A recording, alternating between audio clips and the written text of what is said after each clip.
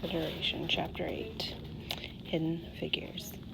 Though Dorothy Vaughan loved her new job in Hampton and was proud to be helping her country with the war effort, she missed her children terribly.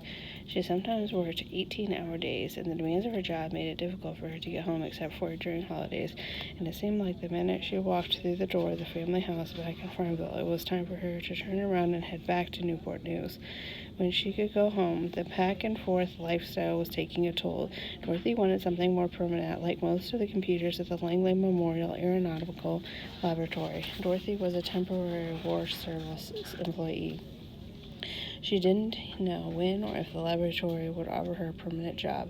Dorothy knew what she wanted her future to look like, so in July 1944 she signed a lease on a new 2-bedroom apartment in Newsom Park. Dorothy wanted her children eventually to live with her for good in Newport News. This 2-bedroom apartment would be a start, but finding the right house hadn't been easy. There weren't enough homes available to meet the demands of the growing African American population. Dorothy chose a neighborhood near where she had been living for the previous 9 months. It included black families from all income levels. Domestic workers lived next to doctors, lawyers next to laborers, small business owners next to civil servant mathematicians. All were welcome. Dorothy's new home was identical to the 1,199 others that had been built in the same subdivision. Newsom Park was also designed to keep morale high among the wartime workers who had to work long hours under stressful conditions. The Newsom Park residents loved that their neighbor had a community center with a kitchen and banquet space, rooms for club meetings, and basketball and tennis courts. They even had a baseball diamond, and the shop center included a grocery store, drugstore, barber shop, beauty parlor, cleaners, and a TV repair shop. A nursery school and a new elementary school were in walking distance from her new apartment. Dorothy's mother-in-law tried to discourage the move. "You're not going to take my baby," she said to Dorothy. Dorothy appreciated her mother-in-law's help all the months she'd been away, but now she needed her children to be close to her. A year after Dorothy left Farmville, her children moved into the apartment in Newsom Park. They started in Newsom Park Elementary School in the fall of 1944.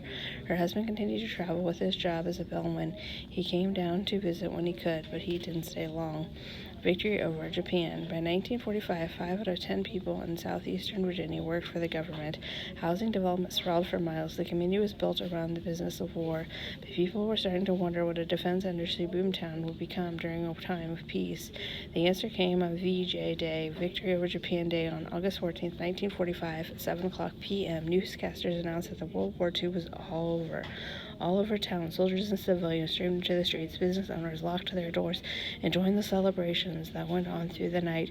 People paraded down the streets, and workers held hands to form human chains as they danced around cars. Makeshift confetti rained down from the windows onto the streets below. But after the initial celebrations and parties, uncertainty settled in.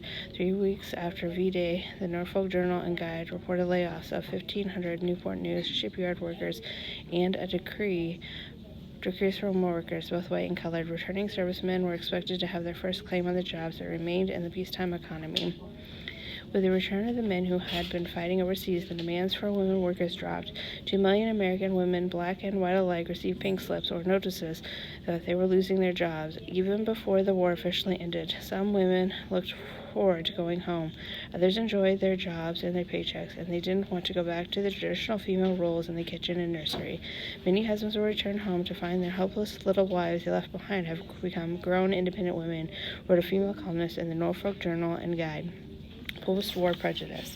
Almost immediately after VJ Day, some employers returned to their policies of not hiring African Americans.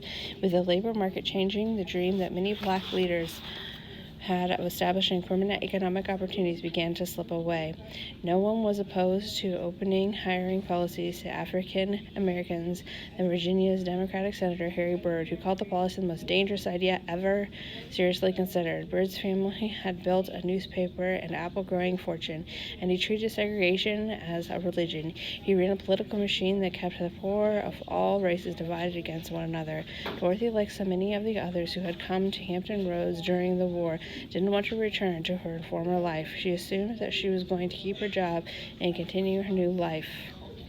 It wasn't a risk-free bet. Dorothy committed to the lease on the apartment in Newsom Park before Langley converted her wartime employee status to that of permanent civil service employee. She didn't want to wait to put down roots in her new home, even though it soon became apparent that losing the apartment was still a possibility.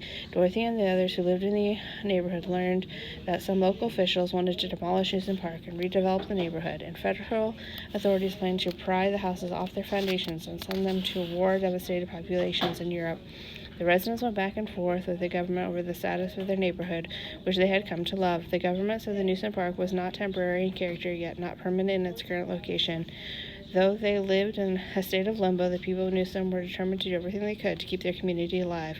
Life in Newport News was an adjustment for Dorothy's children, who missed their small-town freedom and the space at the big house in Farmville. But as the months passed, the family settled in. Dorothy had become quite close to her fellow West computer Miriam Mann. They were friends both at work and at home, and their families had become like one's larger extended family. When Dorothy and Miriam learned that the famous African-American singer Marian Anderson was going to perform at Hampton Institute, the woman made plans for the families to go together. On the day of the performance, Dorothy looked over at her children, who were entranced by Anderson's beautiful voice. Dorothy knew this moment was one her family would never forget. She knew they were home.